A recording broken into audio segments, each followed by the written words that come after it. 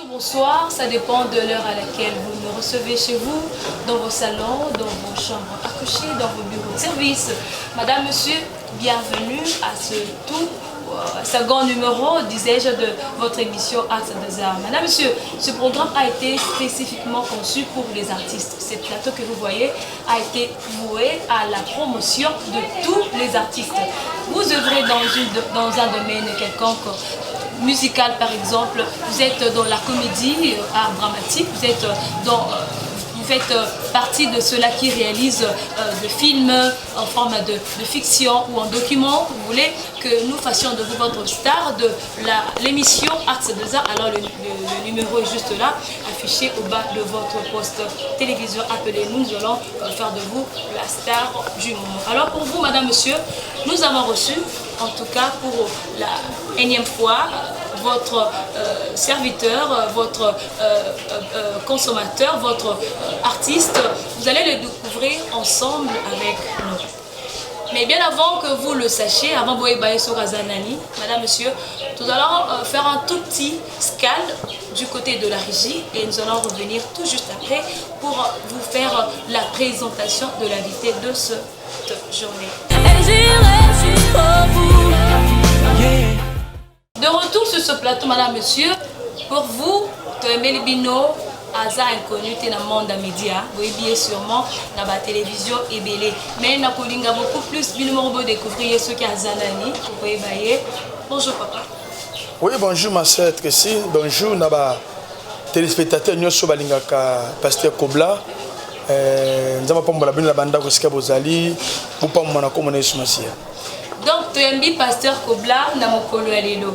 En tout cas, c'est une joie réelle. Il y a que Pasteur Kobla a faire partir, il y a invité dans l'émission Axe des Arts.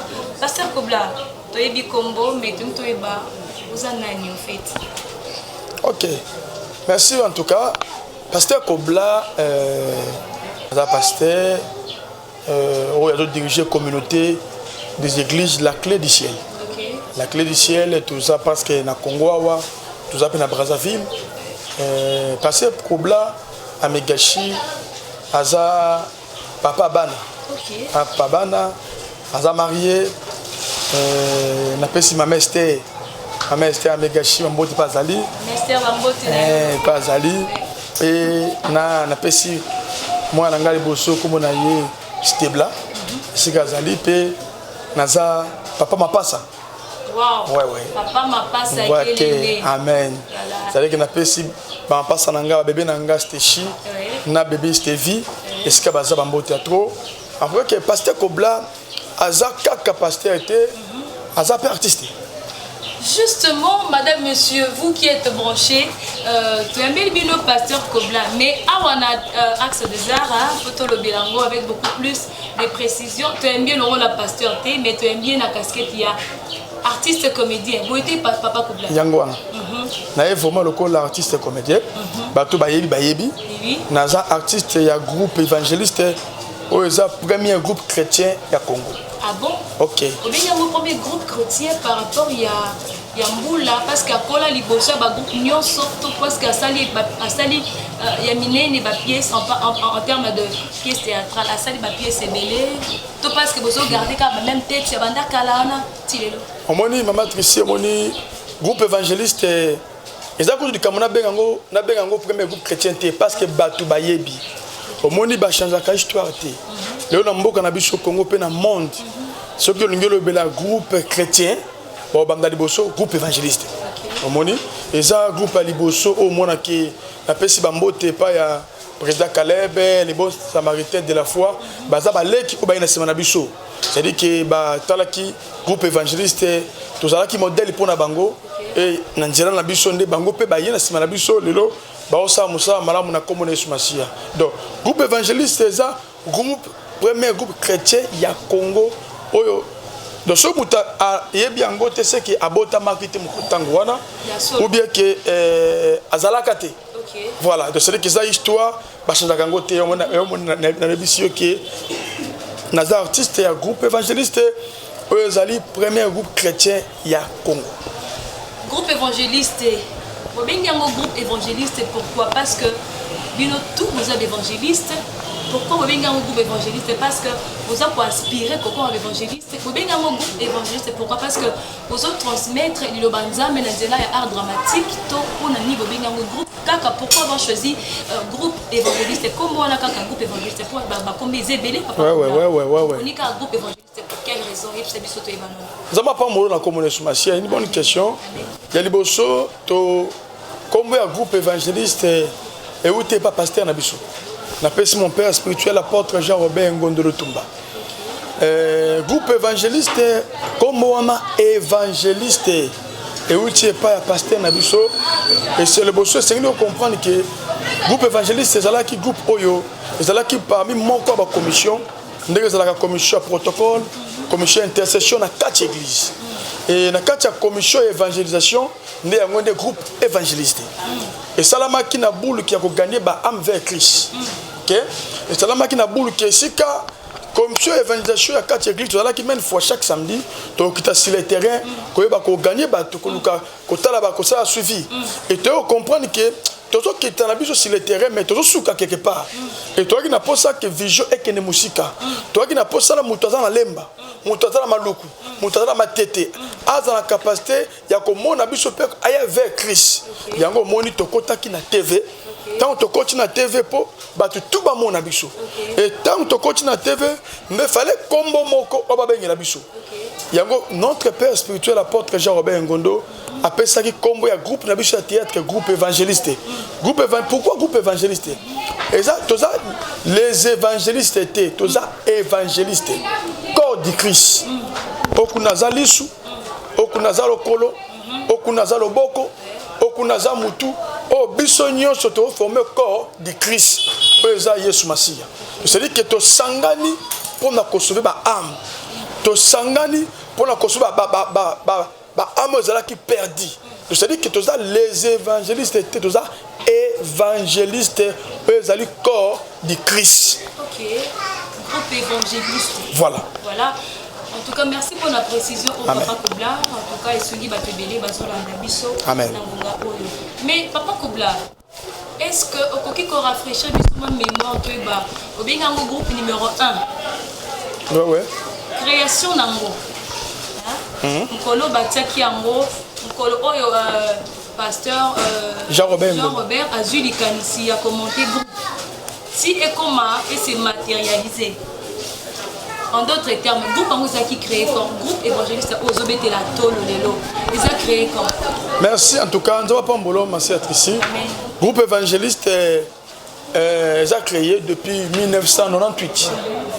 Ils ont créé depuis 1998 dans l'église EJCN. L'église EJCN, Moutou Oyazala qui notre Oyaki na vision et pas apôtre Jean-Robert Ngondo. Notre président, le président Gabi Kiwaka. Il est mon fondateur. On appelle ici président Gabi Ambote Siko Zali, maman Gisèle. C'est lui, il est mon qui a vision. Il y a théâtre dans quatre églises, c'est pas notre apôtre. Alors, apôtre, est-ce que moi, j'ai tout ça, le théâtre dans quatre églises, et là, tout ça, la veille dans quatre églises, tout ça, moi, théâtre, moi, une église. Tant apôtre qui est on a apôtre appelle ici président Gabi Abelo, il y a une idée, mais quand on s'est battu dans quatre églises, on s'est battu. Chaque jour, il y a veillé, tout ça, moi, c'est que théâtre, moi, dans quatre églises. De Bandela Kabongo. Et c'est là qu'en 1998, le groupe c'est là qui créé président Gabi qui a vision et pas apôtre pauvre des groupes et bandits. 1998. En tout cas, il faut que Azali il y a les lotés, moko ya ba pionnier, moko ya ba pion, moko ya ba acteur, makasi, tobe ba acteur principal il y a groupe évangéliste. Papa Kobla, tu as moi détail par rapport à ma cofondateur. Papa pasteur Robert Azuli Kanisi, papa Gabi Azui Makoki à Koseng Sabato. Parce que à part papa Gabi, ma cofondateur et un groupe évangéliste. Très important. Très important. Dans le groupe évangéliste, ma cofondateur, tout ça qui moi et Bélé. Fondateur, c'est le président Gabi. Il est le fondateur qui n'a vision pas notre papa. Tango apporte atindi asangisa batu ndo ende sika président Gabi akendaki kokutana na pasteur Kiro kokutana na président Devos oyo aza notre vice-président pasteur Kiro aussi atika biso akufa molimo pe mana kimia na communauté masia takokutana maman Marie-Hélène ya groupe Le Réveil na pesa maman Marie-Hélène bote na communauté masia akokutana Mimi Ankame donc parmi ba cofondateur bazalaki 1 Mimi Ankame, 2 président Devos, 3 Godé Mabata, 4 pasteur Kio, 5 maman Marie-Hélène Lota, 6 ezalaki au mona igeta ki na kati et parmi bango pasteur Kobla Amegashi o azali boso na yo azalaki na kati nde sika makam e bandi malgré à l'époque nazalaki un peu très jeune nazalaki un peu très jeune nazalaki le ki kati ya bayaya nazalaki un peu jeune nazalaki parmi tant makam e bandi nazalaki presque Kubanda né 98 stilelo ikolele ki ebele ouais. Est-ce que batango tout bazaka stilelo na kati groupe on fait partie dans kati groupe évangéliste to balongwa déjà na ki papa pasteur qui repère son nom déjà en tout cas na kati groupe évangéliste tout le monde azali toza presque biso nyoso apa ndenge notre biso pasteur qui ratika biso kaka yete na papa Pichu Maindu molimo ni pema na kimia na communauté masia yepa tika biso apa bon balé biso tout aux enfants tous esika moko apa maman Marie-Hélène oyo sala groupe Les Réveil mais tous ensemble to mona même ba fille na biso okomona batu nyonso na kati omona président Gabi omona papa Devos omona papa Godé Nyanka mais omona Gage omona Nicole omona Ali omona presque tout le monde groupe évangéliste toza biso tout ensemble. Voilà, vous qui venez de nous suivre, nous vous rappelons que vous êtes là en direct de la Délivrance Télévision. Bozolanda émission Axe des Arts. Ce plateau que vous voyez, les arts dédié pour nos artistes. Aux artistes musiciens, par exemple, un album, un single, Olingi Balobela yo pour l'émission Axe des Arts. Yo peut-être aux alliés architectes, aux alliés spécialistes dans la conception et réalisation édifices, espace, paysage. Alors, Olingi Balobela yo pour y a Axe des Arts, to Mabino sans condition. Yo fait aux alliés cinéastes, au Komaraba cinéma, au Komaraba film en documentaire, en récit fictionnel. Alors, Bouya, en tout cas, la porte est grandement ouverte. Alors, Toyambi, pasteur Amegashi, Kobla, Topé Kobla Amegashi, mais Toyambi le la pasteur T, mais Toyambi la casquette, il y a artiste, groupe média, mon pionnier, mon point focus, mon fondamentaux, il y a groupe évangéliste. Pasteur Kobla, parmi Bato Botangeli Bissoir, président, tout et tout, nous aujourd'hui à part aux artistes comédiens. Merci. Pasteur Kobla Amegashi, ABC, Nazali, superviseur, dans le groupe évangéliste, Nazali superviseur, pour le moment, je suis dirigé Zalingaï. Naza ngamo côté, Naza na équipe Manangaï, tous en cordon, le pasteur Fabien, moi Kabandongola, les grands réalisateurs. Donc on appelle ici en botte na communauté so pour avoir cordon coordonné na katia groupe évangéliste c'est-à-dire que naza superviseur na katia groupe et pasteur groupe c'est ça. Merci beaucoup Azali pasteur PA groupe en dehors il y a la superviseur pasteur Kobla idée première pour besoin qui a pour créer groupe sûrement ils a qui n'a moins besoin hein il n'a moins problématique mon Dikamoko se posait que le bité, on a problème au Essengeli to créer groupe évangéliste, nous on est bandeli, on a évangéliser. Moi quoi va commencer à gagner ba âme. Mais papa, ba président Balongwe, yozo ozo ko superviser les lots. Est-ce que les kanisi wana kaka, un ligne de conduite wana kaka, standard wana kaka, idée wana kaka, marche wana kaka, au bozaki na mon bandeli. Si les lots zakaka na mutuna yo, to na mutuna bino. Merci en tout cas. Je suis au Moni. Dans le groupe évangéliste, tout ça, la grâce mondiale, Masala Bisso. Mais évangéliste, toujours vraiment formation, mingi pas batouté. On t'a formé Bisso sans jamais moko.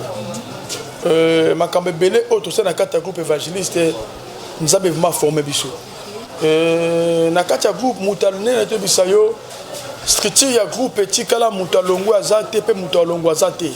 Notre président eza président Gabi Kiwaka fondateur, vice-président Devos Musoba, vice-président toza na bango ensemble, secrétaire général Godé Mabata tilo toza ensemble, toza na batu nyonso okuta baliki pala, okuta Mimi Nkambe, okuta Nicole Ngomba, okuta Astrid, okuta toza igete okola toza bisotu. C'est-à-dire que ngai naza superviseur otuni soki vision nezaka oui. Vision et kozalaka pourquoi? Parce que notre bisayo parmi les cofondateurs, parmi les bateaux, tant que makambe bandaki, nazalaki présent. Nazalaki présent, naebaki makambe bandaki ndenge nini. Moni, naebaki marche zalaka ndenge nini. Yango moni lelo président Gabi a cause rapport président Devos a ko poto. Au senti na kati ya groupe évangéliste ezo bougeté. So tali groupe évangéliste au mona ka tozaka ndenge tozalaka. Au mona structure, au mona image, au mona même modèle, même scénario na biso, au mona tozaka ndenge bayebela biso. Pona koloba ke groupe évangéliste eko changer kate, vision eko changer kate, même histoire. O to sala au mona ke ba histoire na biso to sala kala na to sala lelo. Au mona même histoire, même vision. Parce que bit na biso eza moko ya koyeba kobimisa ba âme ba âme o bazala qui perdu bazongela Yesu. Notre vision bazongela Yesu. Et au moins na kati ya groupe évangéliste pa na biso soki mutalinga comme star et pa na biso ayate. Biso to formaka ba star te mama. Biso to formaka ba star te. Donc ceux qui mutalinga comme star aya groupe évangéliste était et par la biso to former ba disciple à Yesu Masia to former batu oyo ceux qui Yesu Masia yé ba koti boko nzambe parce que théâtre koleka mais amotuya molima muteza la sauver to za na posa que mututo linga ya la groupe évangéliste il faut la disciple d'abord ya Yesu. C'est très important moni et par la biso papa maman attaque pasteur Nazali nazo battre la modèle qu'on appelle ça qui groupe évangéliste Tobi matin na Komoroskiso parce que je suis l'homme de Dieu naza pour veiller modèle qu'on appelle ça qui sur la montagne to père d'angoté.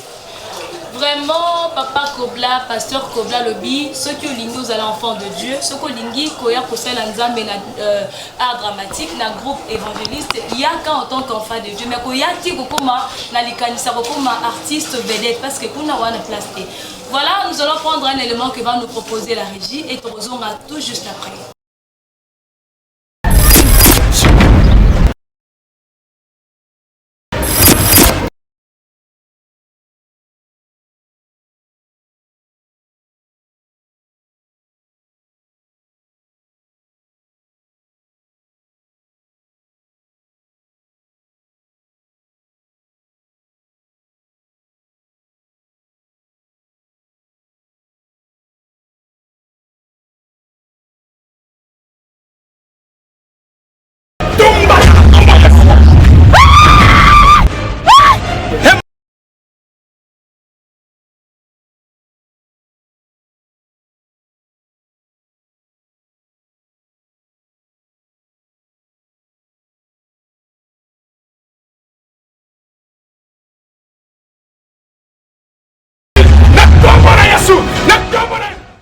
Pasteur Kobla, de 1998 till 2021, est-ce que vous avez une idée à un nombre de pièces théâtrales déjà que vous réalisez, vous concrétisez, vous consommez dans la fin de Nabino pour groupe évangéliste? En tout cas, notre ici Nabisayo la commande Zambé, Tobanda groupe évangéliste Tilelo, Tosali ba histoire belle. Je pense que première histoire na biso to salaka et boso to banda nango ezalaki le temps de la grâce. Le temps de la grâce ezalaki moko ba histoire liboso to banda ki nango ya liboso ya groupe évangéliste. Soki nalingi na banda ko kotanga ba histoire o to sali en tout cas on va tout passer parce que tala depuis 1998 2021. Imaginez un peu au monde que c'est combien d'années c'est-à-dire que toza mikolo tosali toti musika do ba histoire eza ebele mais sauf que toza na ba histoire oyo ezalaki phare c'est-à-dire que oyo tango ebimaki ebetaki mokili c'est-à-dire que boujaki bato o bakbele tilo batu na kabiso ndenge ni histoire wana exemple une histoire ya mboka tosalaki ya Mimi Ankame donc que mais ba musicien ba yemela ngomi tunjembo eza histoire oyo batu na kabiso pasteur Kobla Megashi histoire ya Mimi Ankame est-ce que histoire wana eza kaka ti lelo ba kala biro na biso ko ya koluka basuma ni ba CD wana apa ngo to na histoire oyo to salaka ya Jean 10 ezalaki président Gabi azalaki muto awutaki na azalaki ndoki yeki histoire oyo non mimi pardon nani Igete azalaki ndoki bazwaki ye panganga Jean 10 eza histoire oyo ebujaka mokili Jean 10 c'est-à-dire que apango histoire monsieur ezalaki oyo tolobaka imbroglio eza histoire oyo to omoni tolobaka lelo le sang de Jésus histoire ya pasteur Kiro oh bah tu benga histoire à Kiro Arena beaucoup plus Napoléon il y a rouge voilà le sang de Jésus histoire wana ezala comme on a ezalaki le sang de Jésus te ezalaki imbroglio mais pour mes anini ezalaki lokola pasteur Kiro jouaki makasi Napoléon rouge wana nde bato yango ka histoire le sang de Jésus omoni apa ngo ton histoire mususu oyo to salaki eza histoire ya apa le sang de Jésus eza histoire ya Cédric Alisala histoire moko Alisala zaki ndoki c'est-à-dire que to sala ba histoire belé oyo e bouger mokili donc pour na tanga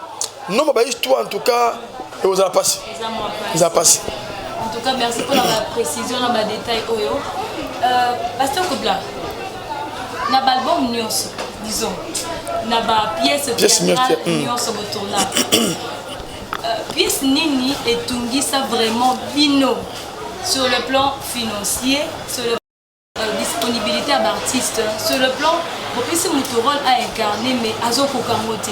La pièce Nyoso, bien que comme vous avez album, pièce moko, pièce théâtrale moko, et Nyoko la bino makasi.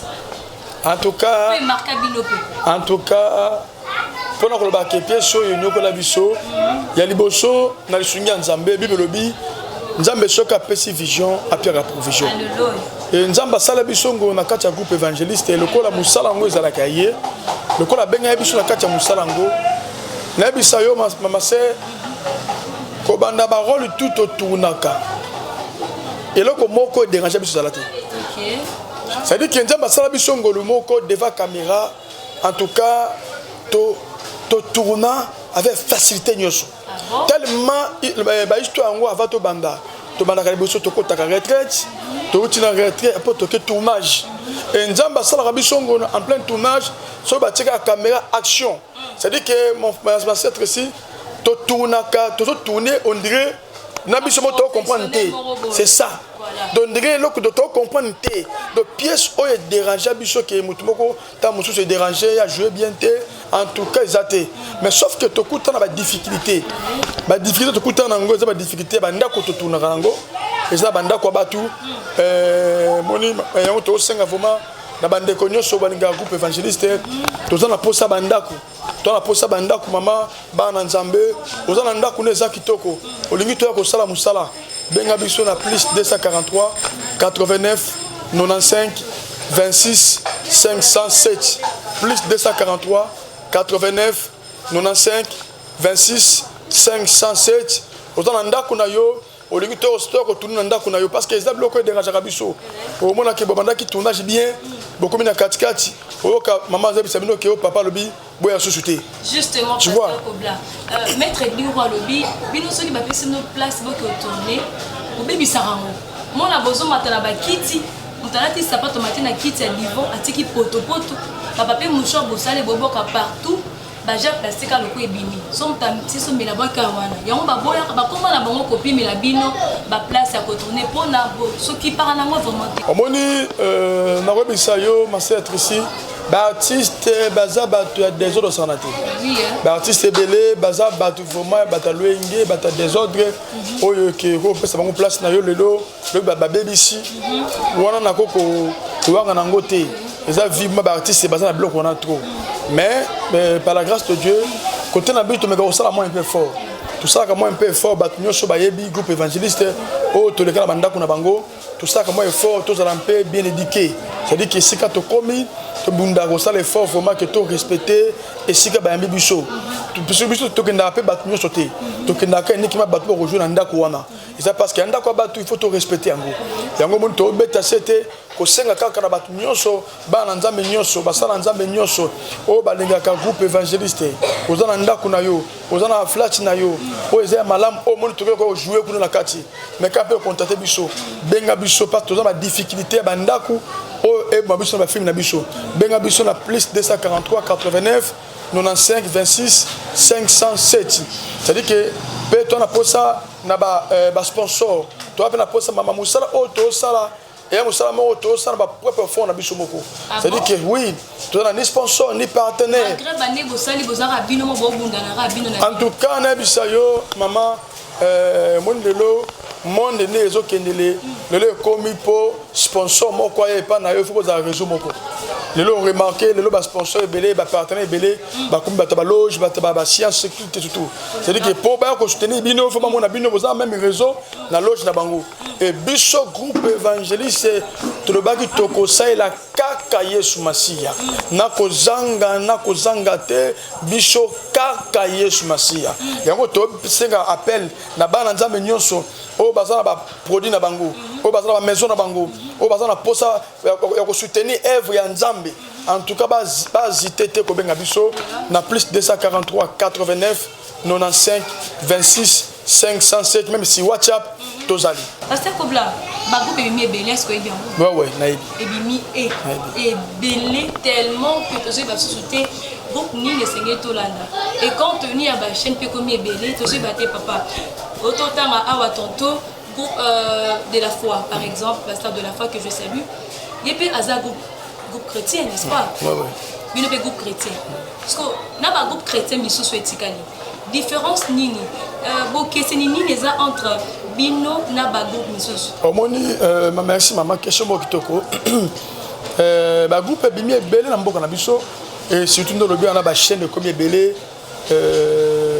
mais pas ba groupe wana eza ba groupe o ba yebi o ba yebi ki o eza évangéliste zomona eza ba groupe oyo tango bandi mutayebi ki groupe oyo ba sa musala malamu c'est-à-dire que différence entre biso na groupe musu chrétien en tout cas ngai na koloba mingi pour na groupe évangéliste parce que moni chaque groupe eza na ba critique nango eza na vision nango loko eza la différence eza vision toko za biso tout ba groupe chrétien mais vision mon côté nous avons na vision de mon côté alors pour na biso na pèse exemple c'est raté c'est-à-dire que na notre cas bisayo OK na groupe musu eza groupe chrétien mais kuna okoza na yo mopagano okota na yo okoza na yo okanga suki okota na yo okoza na yo tobola matoi okota na yo ozomona mais biso na kati ya groupe évangéliste makambo de kakate donc pas na biso soko tobola litoi soko kanga suki soko chatenti donc yo mokutu et si on a placité ozomona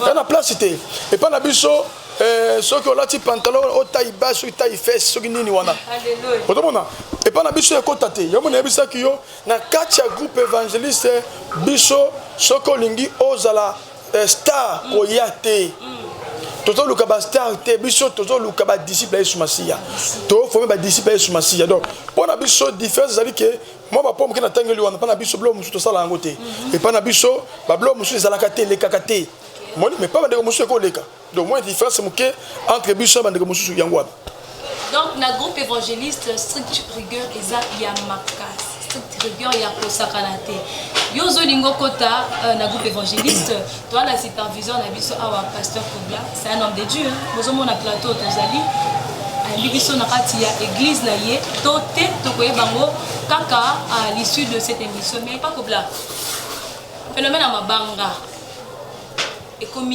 trop et là-bas groupe soi-disant groupe évangéliste soi-disant groupe chrétien bah comme ils sont le rôle en mode de vie parce qu'il ne faut pas vivre pour boire faut pas zoa bala, faut pas boire.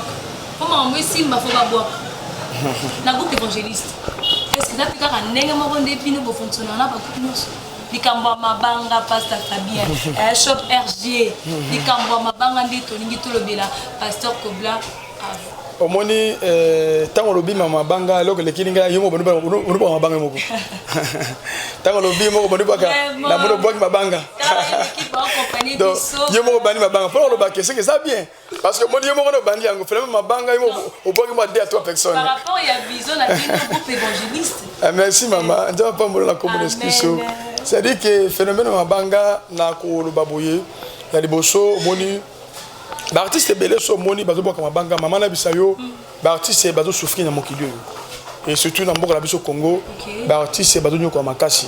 C'est-à-dire que toi na street oyo na mboka na biso ko aider biso en fait que to souffrir té les ministère critique mais na mboka na biso eza mo pasi bakamebele zo kutambola te ozomona c'est-à-dire que ba artiste va comme ko vivre ceux qui mo comme lukité à kozwate yo moni phénomène mabanga et commis partout commis na ko boaka mabanga za mabete mais pour mes nini façon bazo boaka lango ozomona c'est bon na petit exemple mo terre à terre c'est-à-dire que lo nzamba sali ngolelo na bisungi na nzambe na musala ko la pesi ngai oyo lelo partout nazo tambola eza ndeko moko partout za la ngai za garde corps na ngai comme na ye frère Paul Punja. Frère Paul Punja partout na tambolaka azakana ngai aza na bitu na vandi avant Mumpandi c'est-à-dire partout na zalaka frère Paul Punja azawana pona ko veiller c'est-à-dire que si nazo kende ozomona c'est-à-dire que po tala na bokeli sali salité voilà sali salité na kata jolu lelo sobika frère Paul Punja muto lié lobi ba ki azali frère Diou ba ki Diou mais là yambi Yesu Machia comme Paul ozomona c'est-à-dire que lelo c'est une grâce oyo yazui a comme Paul pe à l'autre la permet de mostrar l'ensemble ya garde corps ngai mabanga za mabete mais sa façon de ba artiste bato boka lango des malamuté moni lelo ba mabanga ndese sunga ba artiste soka boka moi bongo mutapesi moi 1 franc apesi moi 10 francs so boka bongo pour mes amis na senga ba artiste nyoso concernant pesa bango mabanga eza mabete mais moi un peu la moi modèle tout la moi façon moko ko boka ya malambu et ya to boka mabanga ndike mama kulutu na biso ndante boka ngona katcha histoire et ça la propre de mabanga ponanga ya mabete mais boka ngona propre nyoso c'est ça.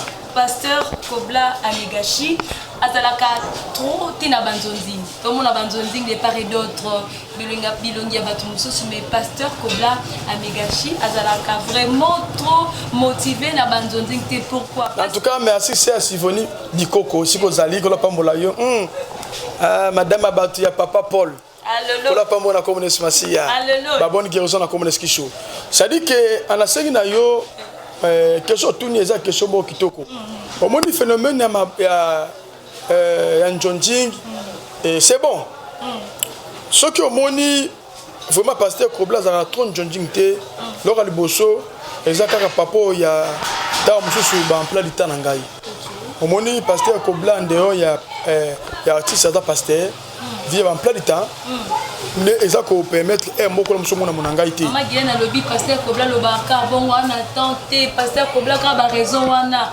akomaneti mais non en tout cas maman Guylaine Pechembote et pas Zali parce que exacte que ka tante omoni nabi pour na habitant omoni musato sala ko yo ya musala moko na pesa exemple terre à terre c'est à dire que tu na vandi awa to uté ko za na tournage avant-hier évangéliste avant-hier lelo le micho to zali l'émission après émission dans un séminaire dans un séminaire semaine mobimba donc ce ko benga pendant na journée na yo donc on a difficulté à koya pour dans l'émission séminaire semaine mobimba zomona donc c'est dire que Njonjing na seki batu nyoso balinga passer Kobla kota na Njonjing na koya boza na bino kimia na koya kala mingi te bo mona na Njonjing na komone smashia mais pour mes asko nini omoni zape tango groupe 20 se bandi président Gabi na personne bote na komone skisho notre président Gabi kiwaka la kisibiso modèle wana te ya Njonjing c'est-à-dire que to évangéliste ban évangéliste ça la constate ka ngaité au mona bana presque tout évangéliste na Njonjing bazala mingi te ba mingi te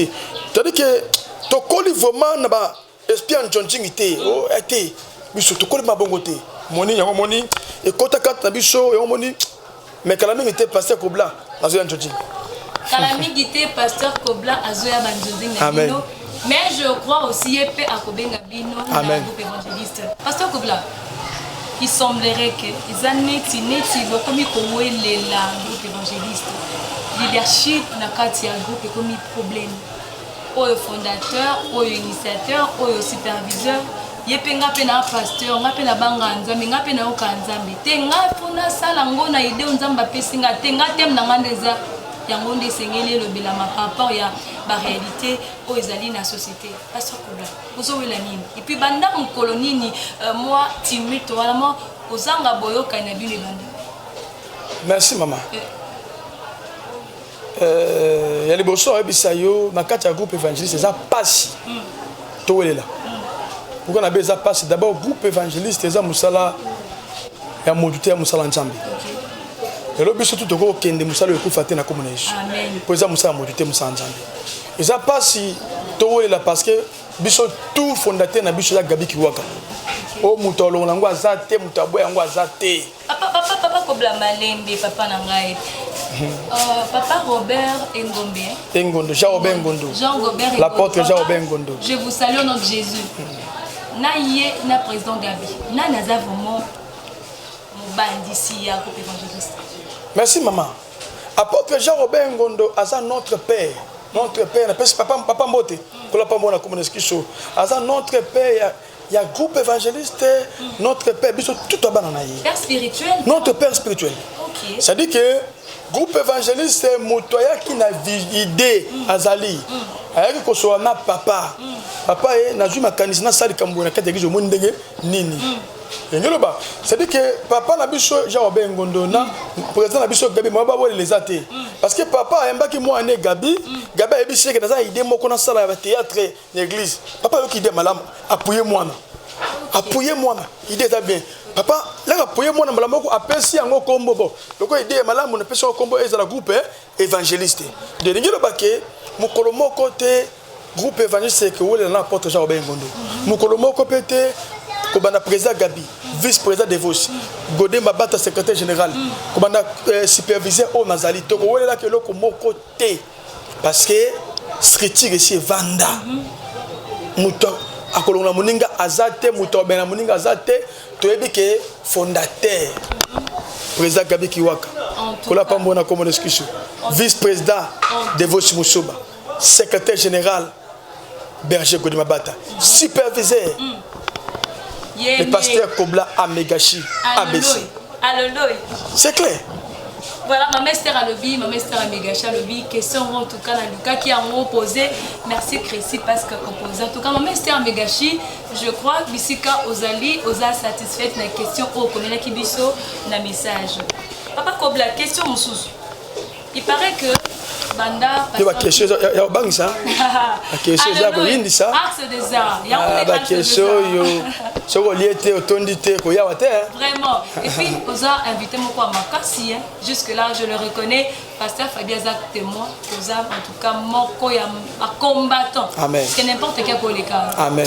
Balobi Boé, depuis Pasteur Kiro Akoufa, depuis Papa Maïndo Akoufa, bokenda kalisu kotala bango te bobwaki sa bango bosundola bango bebi kutute soki papa Kiro abota to bana bakola famille papa Maïndo kutu ina aperçu excusez un solo. En tout cas pour la question wana liboso depuis papa Maïndo akufa ya liboso na banda wana papa Maïndo atika mwana moko oyo ki tuzalaka contact attaque ngata ke pasteur peut superviser un groupe évangéliste dans la contact même fois nani moi si à Maïndo atika mwana dans la contact na bango ce qui sengi moi muke na tanga te pour otika na bango et mi balé côté à pasteur Kiro pauvre Kiro abotate atika botate oyo azalaka moi si naye maman Clarisse la pesi mbote na commune Sumasi à Londres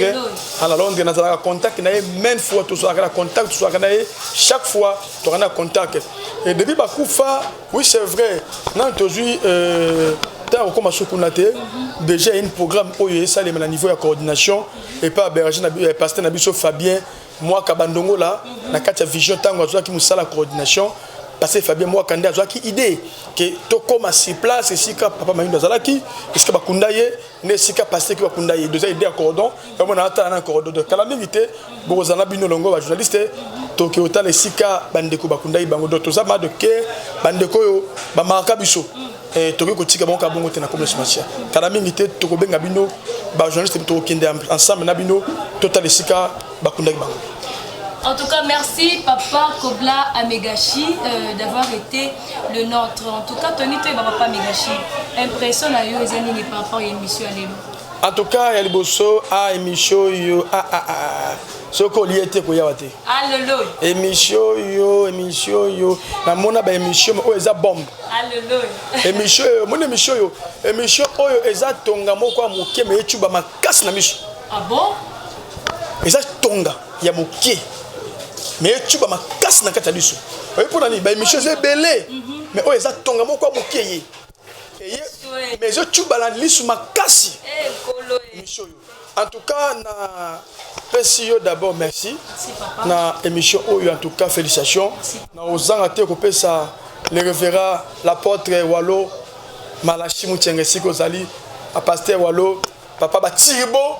En tout cas pasteur Walo merci papa ndenge tindele équipe mobimba délivrance bayo ko lukanga wana l'église merci pasteur Walo merci na pesi cordon il y a délivrance bambo théâtre na pesi DT mbote na pesi réalisateur paie monter le pasteur Fabien moi kabandongo là en tout cas maboko nzambe balobi pasteur kola pa mbona communauté masia en tout cas naza pe reconnaissant ko nandengo opasaki na ngai c'est-à-dire que olinga ko ya suko tala biso nzamba zongo sele be na communauté masia émission o ekene musika na communauté masia ko yambanga moto liboso na émission na yo nazo senga nzamba salongolu émission o ememe musika nzamba salongolu na lingi tango na kozonga susu na émission na kuta na se awa na kuta ba logo ya ba sponsor na communauté masia na pambole émission oyo au nom de Jésus Christ Nazareth na pesi merci na madame na ngai Maman Esther Amegachi. Aïe. Maman double. Balobi kacha babasi yonde basi. Doso babandeli mokina ozaka na yo. Na ozaka no mama na ozaka na yo. Moi sinanga bo mwana. Ata baboyi yango nga linga yo. Ah mama na linga na kufa yo. Maman Esther Amegachi na bosante kopesa bébé nanga Stebla. Bébé Stebla. La fille de papa. Et na bosante kopesa bama pasa na ngai na kuma père double Yesu Yesu na ngai bébé Stevie bébé esigo zali bambo tatu esigo za na communauté masia na pesi bébé Stevie mbote na pesi bébé Stevie mbote esikati bozali mbote na communauté masia amen bana to la clé du ciel et puis mbote na communauté masia église na biso la clé du ciel tozali sur victoire so comme na victoire toza si avenue Djolou numéro 17 entre Prince Kassavubu et Éthiopie. Djolou 17 et Sika Tozali, Toza non loin na avenue Sport, ou bien avenue Bongolo. Donc Djolou 17 et Sika Tozali Yaka, Topriaka chaque mardi, jeudi, à partir de 16h, 18h30. Bengabiso na plus 243 89 95 26 507 plus 243 89 95 26 507. Groupe évangéliste tout le cas chaque dimanche chaque dimanche à partir de 21h juste na Biso TV dimanche nous sortir Biso TV au mon Biso tout le cas chaque jeudi na A+ 243 jeudi à partir de 20h tout le cas na Egradi TV chaque mercredi na Egradi TV chaque mercredi à partir de 20h au Biso kola pambola bino na communauté somasie na bosante kopesa na moni glodi moko bagarde ko na nga glodi azawana frère Paul Punja garde ko makasi pambola na communauté somasie en tout cas kola pambola bino na communauté somasie en tout cas na ngi bino na communauté somasie. Voilà, son est fini. Madame, monsieur, vous venez de suivre là Axe de Zar. Pour vous, nous avons reçu Pasteur Kobla, artiste comédien et un groupe évangéliste. En tout cas, je remercie toute l'équipe technique qui a mis la main à la pâte afin que Toko Manabanda Konabino, afin que Tosolo là. Je crois prochainement Toko Kutana. Mais d'ici là, restez branchés à la délivrance télévision. Même heure, à très bientôt. Au revoir.